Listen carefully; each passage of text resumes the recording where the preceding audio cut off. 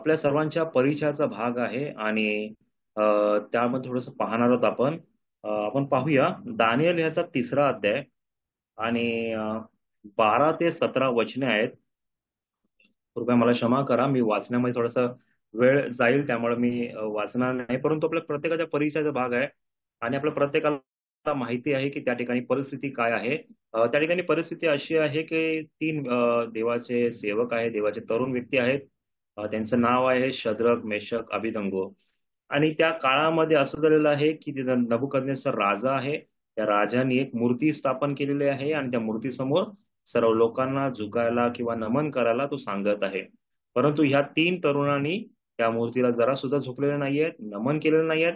उलट त्यांना प्रतिकार करून त्याच्या समोर उभे राहून त्यांनी देवाचं गौरव केलेलं आहे. आणि एक देवाचा मोठा जय या अध्यायामध्ये आपल्याला पाहायला मिळतो की त्यांना त्यामुळे अग्निमय टाकलं होतं. ते नमन केल्या न केल्यामुळे त्यांना अग्नी टाकलं होतं.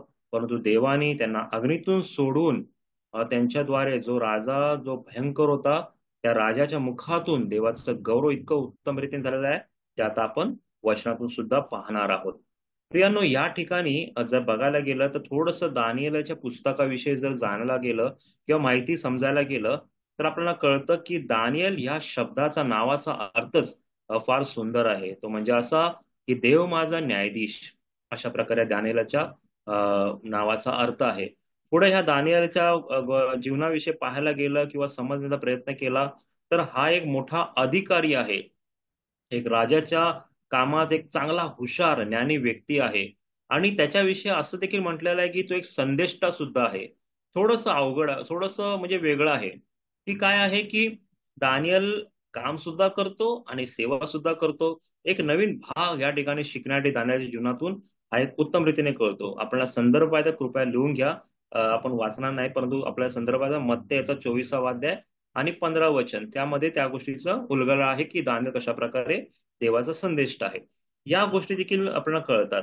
विशेषतः या भागामध्ये बघायला गेलं तर 1 ते 6 या भागामध्ये बघायला गेलं तर शद्रक, मेशक, अभिधंगो आणि दानियल यांच्या जीवनातून प्रभू किती महान आहे आणि त्यांच्या जीवनातून प्रभू किती कार्य, अद्भुत कार्य, जे अशक्य गोष्ट शक्य करणारा हा देव आहे. त्यांच्या चमत्कार त्यामध्ये आपल्याला दिसतात की जणू काय स्वप्नाचा अर्थ सांगणं, नंतरला आता आपण पाहणार आहोत ते अग्नीमध्ये टाकणं, आणि पुढं राजाचं वेळ, आणि पुन्हा एक वार देवाचा शब्द ऐकून एका राष्ट्राचा नाश, राजाचा नाश, या सगळ्या गोष्टी ह्यामध्ये आहेत.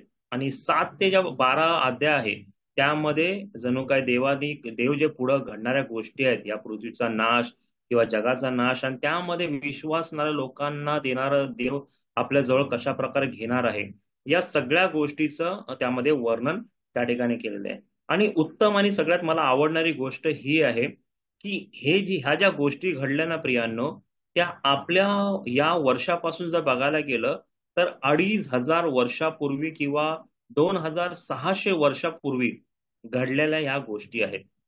येशू ख्रिस्ताच्या जन्माच्या 600 वर्ष अगोदर किंवा 500 वर्ष अगोदर या घडलेल्या गोष्टी आहेत. आणि ह्या गोष्टी कशा का सिद्ध होतात, तर ह्यांच्यामध्ये काही राजांची नावं आहेत. जसे दारियावेश आहे, तशा प्रकारे नबुकदनेस्सर आहे. या राजांची नावं ज्यावेळी बघतो ना, तेव्हा राजांची जे काही त्यांची माहिती ही एका पुस्तकामध्ये लिहिलेली आहे, आणि त्यातून आपल्याला स्पष्ट होतं की हे कुठल्या काळामध्ये घडलेल्या गोष्टी आहेत, कुठल्या काळाला झालेल्या आहेत. या गोष्टी आपल्याला क्लिअरली समजल्या येतात. आणि त्या गोष्टी आपल्याला माहित आहे की इस्रायल देशामधील यहुदी लोकांना उत्तेजन देण्याकरता किंवा त्यांच्यामध्ये विश्वासाची भर आणि त्यांच्यामध्ये देवाविषयी धीर आणि कृपा ह्याच्यामध्ये वाढ होण्याकरता या पुस्तकाचा उपयोग त्यांनी केलेला आहे. या सर्व गोष्टी पाहताना आपल्याला कळतं की या पुस्तकाची निर्मिती आणि पुस्तक किती उत्तम आणि किती ग्रहण आणि किती अद्भुत पुस्तक हे आहे. प्रियांनो, या पुस्तकामधून पुन्हा एक वार प्रभू आपल्याला, तुम्हाला आणि मला काहीतरी कळवत आहे. आता थोडा वेळ आपण या भागाकडे पाहूया. तशा प्रकारे मी म्हंटल की आपण दानिएलचा तिसरा अध्याय 12 ते 17 वचन आपण पाहणार आहोत. आपण प्रथमतः 12 वचन पाहूया की त्यामध्ये काय लिहिलेलं आहे. बघा, त्या वचनामध्ये असलेलं आहे, पण आपण बाबेल परंगणावर नेमिलेले शद्रक, मेशक, अभिधंगो या नावाचे कोणी यहुदी आहेत, त्यांनी महाराज आपली पर्वा केली नाही, ते आपल्या देवाची उपासना करीत नाही आणि आपण स्थापिलेल्या सुवर्ण मूर्तीची पूजा करीत नाही. बघा, ह्या ठिकाणी प्रथमतः त्यांची नावं आहेत. शद्रक मेषक अभिदंगो. आणि आपल्या प्रत्येकाला माहिती असेल की ह्या शद्रक मेषक अभिदंगो ह्यांची नावं वेगळी आहेत, परंतु त्या काळातल्या राजांनी त्यांच्या देवतांची, कारण यांचं ज्ञान इतकं उत्तम होतं, हे इतके हुशार होते, त्यामुळे त्यांच्या राजाने त्यांना ती नावं दिली होती.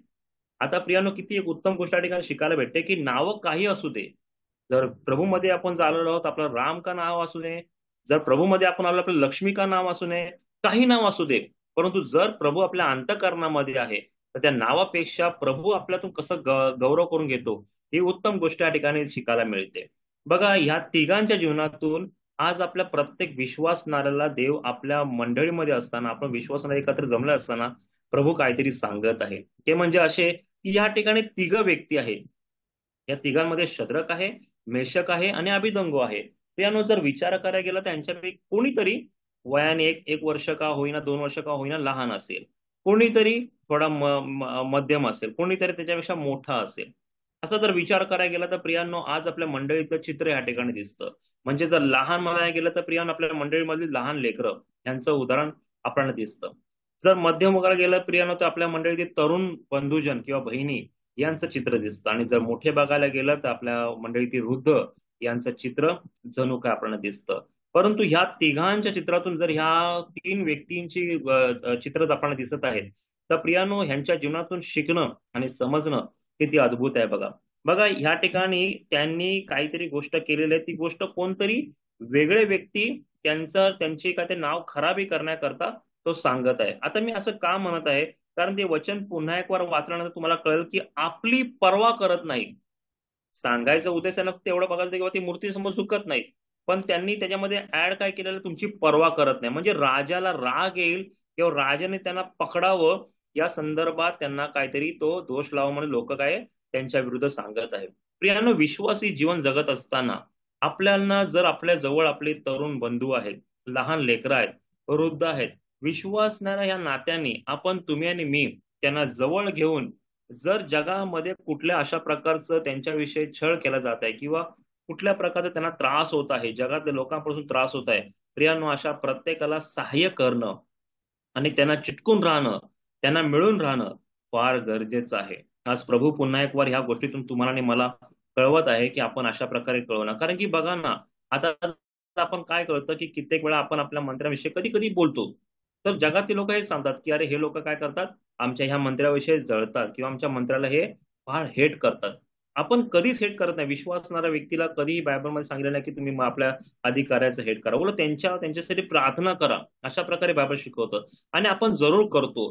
परंतु कित्येक वेळा कधी कधी काय होतं की असं का करतात, हे असा आपला प्रश्न पडतो, तेव्हा त्यांना असं वाटतं की आपण हेट करतो. मग ती ती गोष्ट काय होते की ती वरपर्यंत जाते आणि वेगळ्या रूपामध्ये लोकांच्या समोर ती मांडण्यात येते.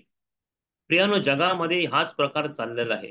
परंतु ह्या प्रकारामध्ये जगत असताना, वाढत असताना, आपण आपल्या बंधूला धरून राहणं आणि त्याच्यावर त्याला सहाय्य करून प्रभूमध्ये उत्तेजन देणं फार गरजेचं आहे. त्याला कधी न सोडता त्याच्याबरोबर जशा प्रकारे शद्रक मेषक अभिनव चिटकून आहे, त्यांची नावं आहेत, संकट आहे, फार काय प्रश्न आहेत, परंतु ते चिटकून आहे त्यांच्या, तशा प्रकारे तुम्ही आणि मी चिटकून राहून प्रभूचा गौरव करणं फार गरजेचं आहे. उत्तम उदाहरण या ठिकाणी दिसत आहे. आपल्याला जर बघायला गेलं आपल्या उदाहरणामध्ये, तर आपण ज्यावेळेस प्रभू ख्रिस्ताला पाहतो, त्यावेळेस प्रभू ख्रिस्ताच्या जीवनामध्ये देखील प्रियानो याच गोष्टी तुम्हाला आणि मला दिसतात. त्या म्हणजे काय, की जर आपण पाहिलं लूक पुरुष शुभवर्तमान याचा 6वा अध्याय आणि 1 ते 5 वचन आहेत.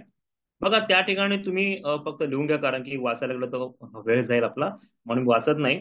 परंतु त्या ठिकाणी अशी गोष्ट आहे की शेतामध्ये शिष्य काहीतरी खात आहेत, आणि शेतामध्ये ती खात असताना काय झालेलं आहे की परुषी लोक त्या ठिकाणी आलेले आहेत आणि ते म्हणत आहेत, अरे, तुमच्या शिष्यानं तुम्ही शिकवलं नाही का की अशा शेतामधून शब्दाच्या दिवशी खाणं हे किती चुकीचं आहे.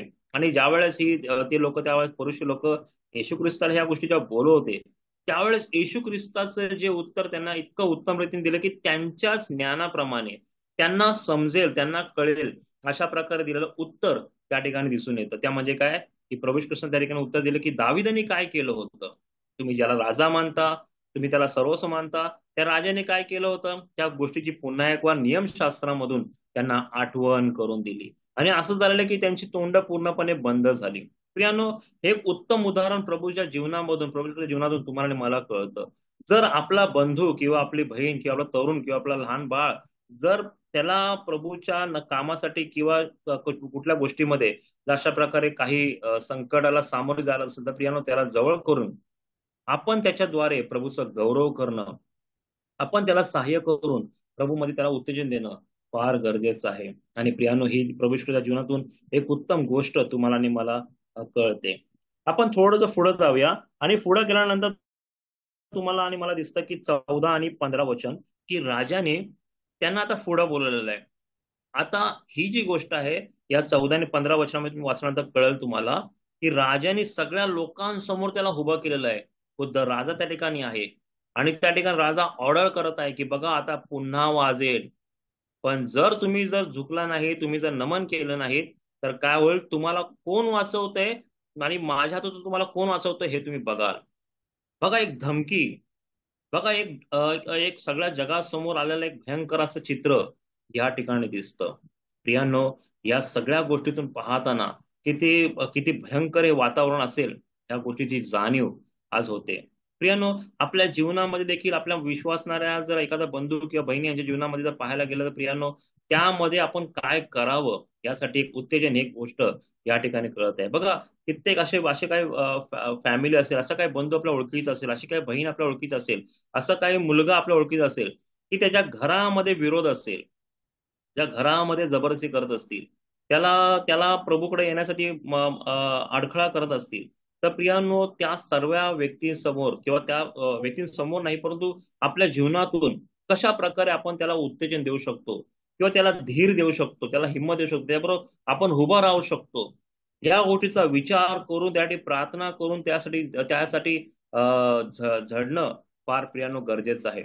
बघा, जगासमोर उभं राहताना तो शद्रक एकटा असतं तर काय झालं असतं, मेषक एकटा असतं तर काय झालं असतं. परंतु ते तिघ जण आहेत. तिघ जणांना मिळाल्यामुळे काय झालं की त्यांना एकामेकाची हिंमत त्यांना जणू काय मिळालेली आहे.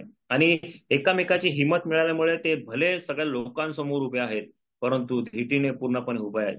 बघा, प्रियानो, ह्या ठिकाणी ते हुशार आहेत, ज्ञानवान व्यक्ती आहेत, परंतु ज्या वेळेस संकट आहे त्या संकटाला ते कधीही घाबरलेले नाहीत आणि देवासमोर आणि राजासमोर सॉरी राजासमोर ते उभे आहेत आणि बोलत आहेत. प्रियानो, आज प्रभू ख्रिस्ताच्या जीवनातून पाहायला गेलं तर प्रभू ख्रिस्ताच्या जीवनाकडे पाहायला गेलं तर प्रियानो आपल्या समोर एक उदाहरण दिसतं. ते म्हणजे काय, लूक शुभवर्तमान याचा 22वा अध्याय आणि त्याचं 61 वचन किंवा योहान शुभवर्तमान याचा 18वा अध्याय आणि 15 वचन. या भागामध्ये काय आहे, या भागामध्ये एक अशी गोष्ट आहे की त्यावेळेस येशू ख्रिस्ताचं काय आहे की जेणेकरून पेत्र आणि ज्यावेळेस येशू ख्रिस्ताला पकडलेलं आहे, येशू ख्रिस्ताला पकडून त्यांना त्या दोन एका ठिकाणी जर लुक शुभतम पाहिलं तर त्याच्यामध्ये असं लिहिलेलं आहे की अंगण, अशा प्रकारचे शब्द आले, अंगणामध्ये बसलेले आहेत. आणि एका ठिकाणी जर पाहायला गेलं तर वाडा, अशा प्रकारे म्हणजे योहान शुभतम वाडा ह्या ठिकाणी तो शब्द आलेला आहे. त्या ठिकाणी येशू ख्रिस्ताला बसलेले सैनिक आहेत आणि काही लोक येशू ख्रिस्ताची टिंगल करत आहेत, त्याला छळत आहेत आणि त्याला त्रास देत आहेत. आणि योहान शुभवर्तमानामध्ये असं दिसत आहे की त्या ठिकाणी योहान आपलं नाव लिहित नाही, पण असं ज्याच्यावर प्रभूची प्रीती होती तो आणि पेत्र त्याच्या आतमध्ये गेलेले आहेत, ते जवळ गेलेले आहेत. आणि जवळ गेल्यानंतर पेत्राची क्रिया त्या ठिकाणी दिसत आहे. ती क्रिया काय दिसत आहे की पेत्र हा पूर्णपणे प्रभूला नाकारत आहे. लोक त्याला विचारत आहे, तू त्या प्रभू ख्रिस्तावर होतास ना? तेव्हा पेत्र काय करत आहे, नाकारत आहे. या गोष्टी प्रभू ख्रिस्ताला माहिती आहेत आणि त्या बरोबर योहान सुद्धा बघत आहे. जर जर प्रियांनो या ठिकाणी प्रभू ख्रिस्ताला ते लोक चिडवतायत, त्याला मारतायत, सर्व काय गोष्टी करतायत, परंतु प्रभू ज्या वेळेस त्या पेत्राच्या नाकारण्याला बघून जर पेत्राला काय बोललं असतं तर प्रियांनो काय झालं असतं. प्रियांनो, पेत्र चुकत आहे. पेत्र पूर्णपणे त्याला माहिती असून ती गोष्ट तो करत आहे, तो नाकार देत आहे, परंतु प्रभूने त्याला नाकारलं नाही. प्रभूने केवळ आणि केवळ या पेत्राच्या चुकीला सुधारून तो कशा प्रकारे प्रभूचा गौरव करेल या उद्देशाने प्रभूने केवळ त्याला पाहिलेला आहे, केवळ पाहिलेला आहे. याचा परिणाम किती उत्तम रीतीने झालेला आहे. याचा परिणाम जर बघायला गेलं प्रियांनो तर प्रेषणचे कृत्य याचा 4 अध्याय आणि 4 वचन यामध्ये उत्तम रीतीने दिसतं. त्या ठिकाणी देखील पेत्र आहे आणि योहान आहे आणि असं लिहिलेलं आहे 5,000 लोकांच्या समोर ते उभे राहिलेले आहेत. किती हे अद्भुत आहे ना. भले माझा बंधू चुकलेला आहे, मी त्याला काही नाही बोलणार, मी त्याला प्रोत्साहन कर की प्रभूमध्ये वाढ. मी तुला क्षमा करायला तयार आहे. भले तू माझ्यावर होतास, लोक म्हणतात की तू नाकारत आहेस, ठीक आहे नाकार मला, पण मी तुला कधी सोडणार नाही, मी तुला कधी टाकणार नाही. माझी प्रीती तुझ्यावर अपरंपार आहे. मी मेलो तर मेलो, पण मी तुझ्यावरती प्रीती करत राहणार आहे. प्रभूच्या जीवनातून किती उत्तम रीतीची प्रीती या ठिकाणी दिसत आहे. प्रियानो, आज तुम्हाला आणि मला प्रभू पुन्हा एक वेळ सांगत आहे, मरेपर्यंत आपल्या बंधूला, आपल्या तरुण बंधूसाठी, आपल्या वृद्ध बंधूसाठी, आपल्या लहान मुलांसाठी, त्या विश्वासणारे ज्यांनी प्रभूच्या आवडीने काम करत आहे त्या प्रत्येकासाठी मरेपर्यंत त्याच्या प्रीती करून त्या जीवनातून प्रभूला गौरवणं. आज प्रियानं तुम्हाला आणि मला ह्या अध्यायातून, या भागातून प्रभू तुम्हाला आणि मला पुन्हा एक वार बोलत आहे. किती हे अद्भुत आहे ना, किती हे महान त्याचं जीवन आहे ना, आणि प्रभू आपल्याला कळवत आहे. प्रियानो, आज जर बघायला गेलं किंवा समजायला गेलं तर अनेक अशा उदाहरणं जीवनामध्ये येतात की ज्या वेळेस प्रभूमध्ये वाढत असताना काही बंधुजनांबरोबर ओळख झाली, काही सेवकांबरोबर ओळख झाली, त्यांच्या जीवनातून ज्या वेळेस पाहिलं त्यावेळेस त्यांनी सुद्धा काही चुकलेल्या गोष्टी इतक्या प्रेमाने आम्हाला सांगितल्या. मी नाव घेत नाही, परंतु एक सेवक, आम्ही कॅम्पमध्ये गेलो होतो, नवीनच अनुभव होता. आणि त्यावेळेस असं झालं होतं की आम्ही गाण्याला असा वेळ दिला होता. आणि मग आम्ही त्या सेवकांकडे गेलो आणि त्यांना म्हणालो, ब्रदर आता या बोला. तर ब्रदरने डायरेक्ट नाकार दिला. ब्रदर तुम्ही आता गाणं घेताय ना, तुम्ही गाणंच घ्या. आता मी येणार नाही, 5 मिनिटं येणार, सलाम करणार फक्त, आणि आम्ही जाऊन बसणार.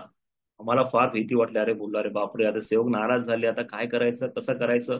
फार भीती होती, का फार भीती होती. आणि त्यांची मिसेस पण, म्हणजे आमच्या आंटी पण त्यांना समजत होत्या, अहो लहान मुलं आहे, समजून घ्या त्यांना. पण नाही नाही नाही, मी आता बोलणारच नाही, मी जाणार आणि आमेन बोलणार आणि निघून येणार, मी स्टेजवर उभाच राहणार नाही. आणि सगळी लोक वाट बघतात, अरे बाबा येतात की नाही. आणि नंतरला मग आम्ही गेलो स्टेजवरती आणि लोकांना सांगणार, इतक्या ते सेवक आतमध्ये आले. ते सेवक जेव्हा आतमध्ये आला तेव्हा धीर आला.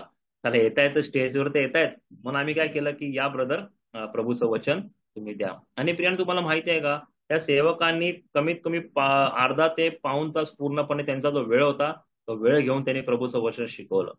त्यांना काय कळवायचं होतं, त्यांना काय सांगायचं होतं की जो वेळ आहे त्या वेळेला महत्व देणं फार गरजेचं आहे. या अनुभवातून काय शिकलो की देवाच्या वचनाचा जो वेळ आहे त्या वेळेला महत्व देणं गरजेचं आहे.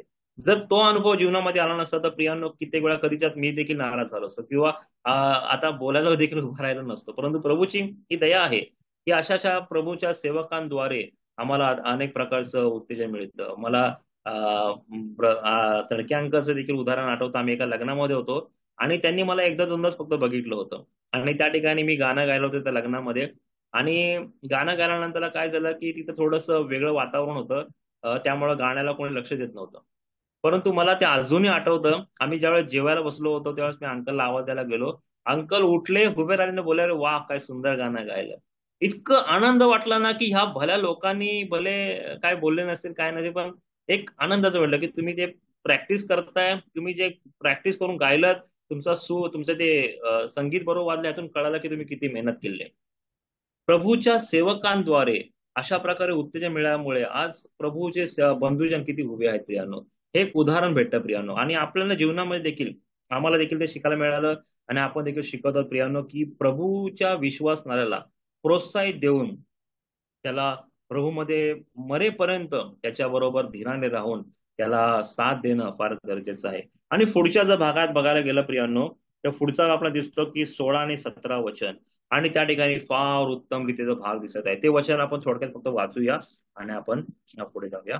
दानिएल याचा 3रा अध्याय आणि 16 आणि 17 वचन.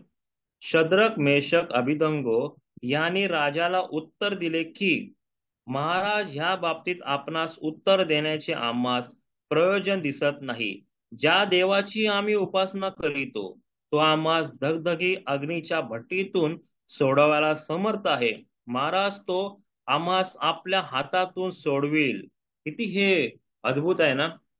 आता बघा, ह्या ठिकाणी केवळ एकाच नाव यायला पाहिजे होतं, कारण की असं संगतीने बोलणं, एवढं मोठं वाक्य बोलणं नव्हतं, कोणी बोलू शकत नाही संगतीने. हे कोणीतरी एक बोललेलं आहे, पण नाव येताना काय आलेलं आहे, तिघांची नाव आलेली आहे. यानो, आपल्या विश्वासणाऱ्या या जीवनामध्ये प्रभू तुम्हाला आणि मला कळवत आहे. ज्या वेळेस तुम्ही आणि मी ज्या वेळेस प्रभूचा गौरव उत्तम रीतीने कळतो, त्यावेळेस केवळ माझं नाव नाही, या पूर्ण मंडळीचं नाव, या पूर्ण बंधुजनांचं नाव, या पूर्ण भावाचं नाव, बहिणीचं नाव त्या ठिकाणी येणं फार गरजेचं आहे. आपल्याला ज्या गोष्टी प्रभूने कळवलेल्या आहे, जे प्रभू शिकवत आहे, काही लोकांना ऐकण्यामध्ये किंवा समजण्यामध्ये थोडासा वेळ लागतो, त्यांना कळत नाही, परंतु त्या गोष्टी देखील सांगणं फार गरजेचं आहे. प्रियानो, किती वेळा काय काय मंडळीमध्ये अशा काही गोष्टी असतात की त्या थोड्या त्याला स्पष्ट रीतीने कळवणं, एकांतामध्ये जाऊन का होईना किंवा जवळ घेऊन बंधूला बहिणीला घेऊन सांगणं फार गरजेचं आहे. एक उदाहरण म्हणून फक्त केवळ मी सांगतो, केवळ आपण ज्यावेळेस मेझाला देखील बसतो प्रियांनो, आतापर्यंत माझं देखील तशाच प्रकारे समज होता म्हणून मी थोडंसं ते उदाहरण देत आहे. ते म्हणजे असं की मेज घेताना मला कोणीतरी सांगे, मला असं वाटायचं की अरे ते भाकर घेताना ती भाकर कधी चावायची नाही, ती डायरेक्ट गिळायची, कारण की प्रभूला आपण परत परत कसं हे करणार ना, असे काही समज. आणि नंतरला काय, आणखी समज काय होता की बाबा आठवडाभर पाप केलं मग ते कसं काय घेऊ, या अशा प्रकारच्या समजामध्ये बरेच आपण गुंतून जातो की कसं काय घेऊ, आठवड्यावर मी पाप केलं आणि मग आता त्याला कसा का हात लावू. त्यानं ह्या भयंकर अशा विचाराने कधी कधी मनुष्य काय होतं, गोंधळून जातो. परंतु ज्या वेळेस सत्य समजलं की त्यामध्ये काय लिहिलेलं आहे की माझ्या स्मरणार्थ हे करा.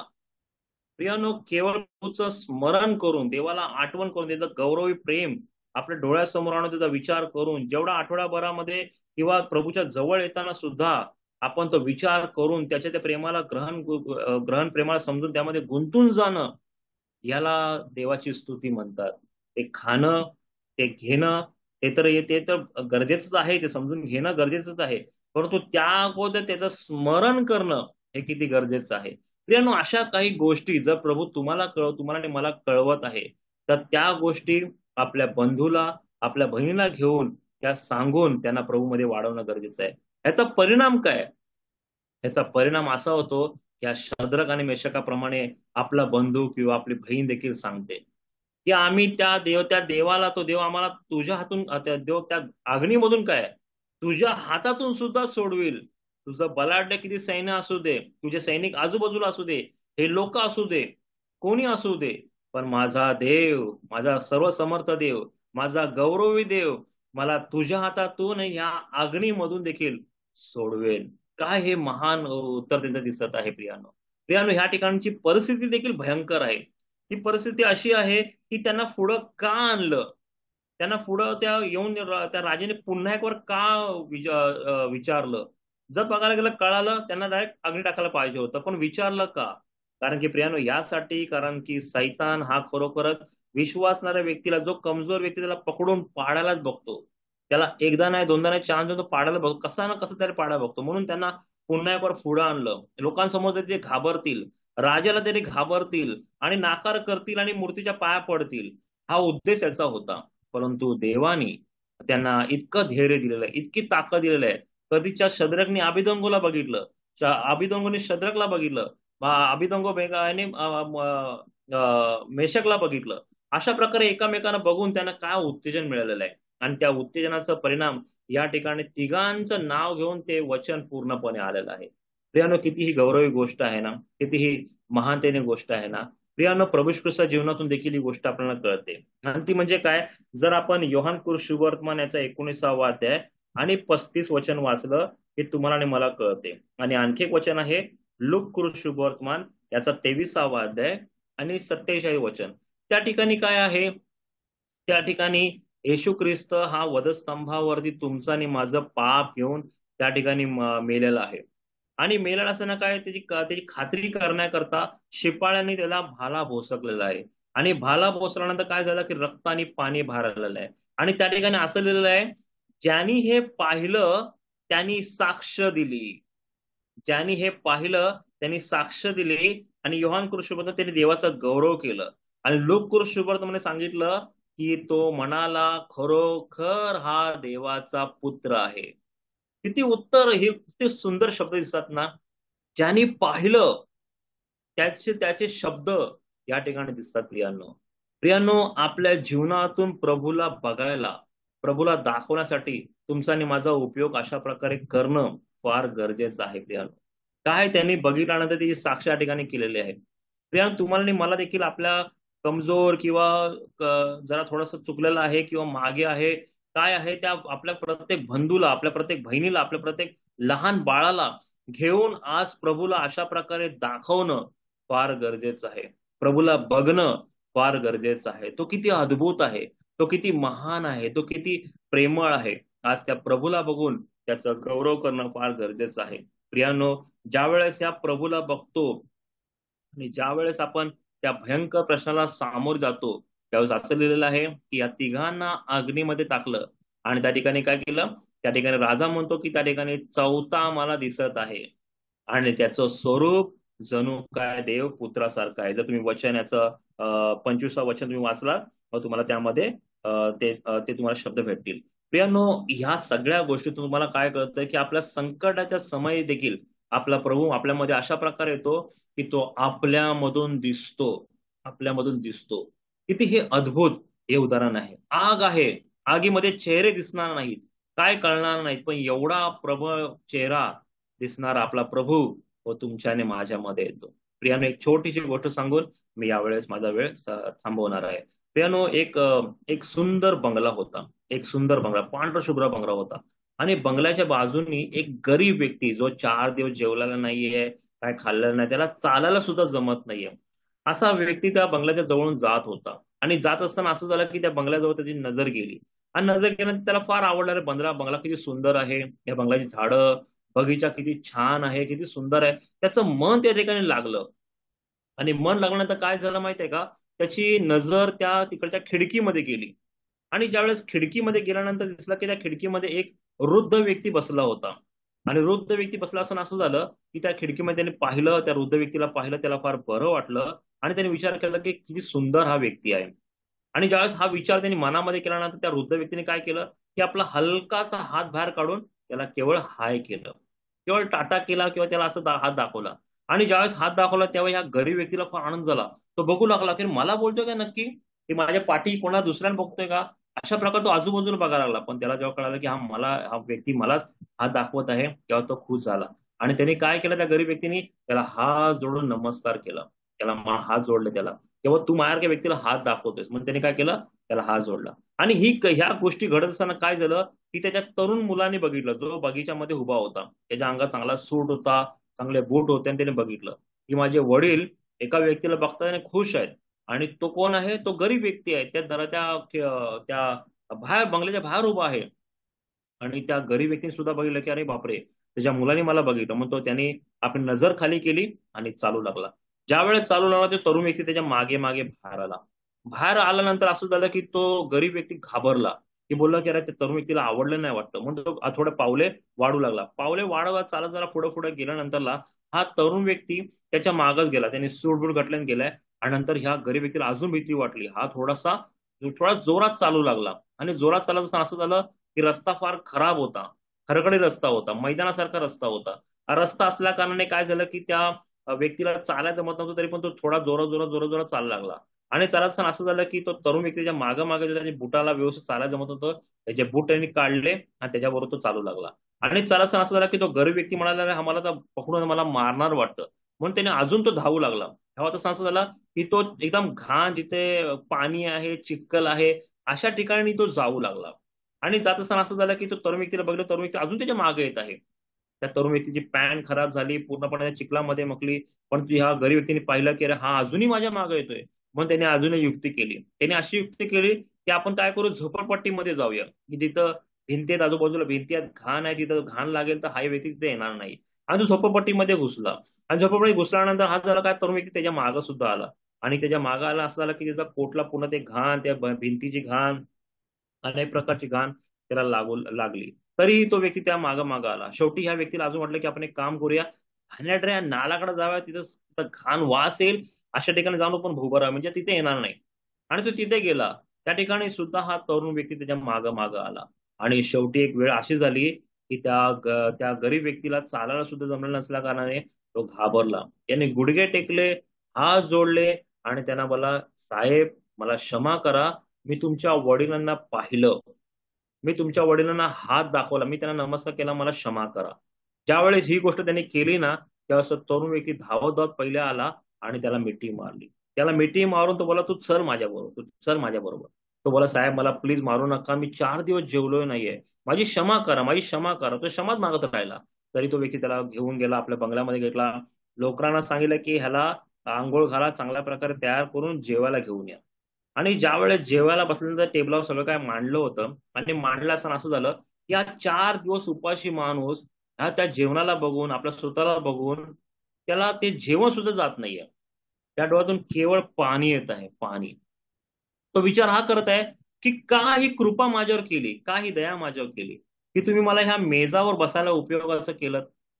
होय प्रियानो, आज ही कृपा या प्रभूने तुमच्यावर आणि माझ्यावर केलेली आहे. त्या गरीब व्यक्तीचे चित्र प्रभू प्रियानो तुमचं आणि माझं आहे. जे आपण पापामध्ये इतके गरीब झालो होतो की प्रियानो देवाकडे बघणं सुद्धा आपल्याला जमत नव्हतं. परंतु आपली एक अशी नजर प्रभूकडे गेली, या सृष्टीकडे जेव्हा पाहतो, त्या सृष्टी जेव्हा कळतं, त्यावेळेस प्रियानो आपल्याला त्या प्रभूचं महान प्रेम आपल्याला कळतं. आणि त्या महान पुत्राचं, ज्या पुत्राचं उदाहरण आपण पाहिलं, जो सुडबुड घालून होता, ते राजा प्रभू श्री ख्रिस्ताचं उदाहरण दिसतं प्रियानो. तो राजा आपल्यासाठी तुमच्यासाठी माड्या जगामध्ये आला. तो पूर्णपणे तुमच्यासाठी माडे लीन झाला. जे तुम्ही आणि मी एकदम घाणीला जे आकर्षित झालेलो, त्या आकर्षणामध्ये तो आला. आणि तुम्हाला आणि मला काढण्याकरता जणू काय त्या वधस्तंभावरती त्याने तुम्हाला आणि मला मिठी मारली. आणि तुम्हाला आणि मला मिठी मारून काय केलेलं आहे, स्वर्गाचे हकदार केलेलं आहे. त्या प्रभू बरोबर बसण्याच्या योग्यतेचं बनवलं आहे. त्या जवळ येण्याच्या योग्यतेचं बनवलं आहे. खरोखर या महान देवाचे आपण उपकार मानूया. त्या महान देवाचं प्रेम आपल्या जवळ ठेवून आज शद्रक, मेषक, अभिधनगो सारखे आपण बनूया. आपल्या मंडळीतल्या तरुणांना पाहूया, आपल्या मंडळीतल्या लहान मुलांना पाहूया, आपल्या मंडळीतल्या वृद्धांना पाहूया. या संगतीने घेऊन, जर कोणी कमजोर आहे त्याला संगतीने घेऊन प्रभूचा गौरव करण्याच्या योग्यतेचं बनून देवाचा गौरव आपण मिळून करूया. देवबाप करो या सगळ्या गोष्टी समजण्याकरता आणि त्याच्या ह्या महान प्रेमामध्ये वाढण्याकरता देवाप्रमाणे सहाय्य करो. एक छोटं फक्त गोष्ट सांगतो या ठिकाणी. या ठिकाणी बघा, शेवटचं एक वचन आहे ते म्हणजे दानिएलचं पुस्तक, ह्याचा 3रा अध्याय 19. त्यामध्ये राजाने सुद्धा म्हटलेलं आहे की सर्व देशामध्ये फरमान केला. काय म्हणाला की ह्या देवा अनेक भाषामध्ये या देवा व्यतिरिक्त कोण देव असेल तर प्रियांनो, देव देखील आपल्या जीवनातून हे घडवणार आहे की तुमच्या आणि माझ्या पाहून या जगातल्या लोकांना अशा प्रकारे म्हणाला की ह्या देवाशिवाय दुसरा कोणी देव नाही. आणि अशा प्रकारे एक मोठी सुवार्ता प्रभू तुम्हाला आणि मला करायला मागत आहे. देवबाप करो या सगळ्या गोष्टी समजण्याकरता, त्यामध्ये वाढण्याकरता आणि कार्य करण्याकरता देवबाप तुम्हाला आणि मला विशेष करून सहाय्य करो.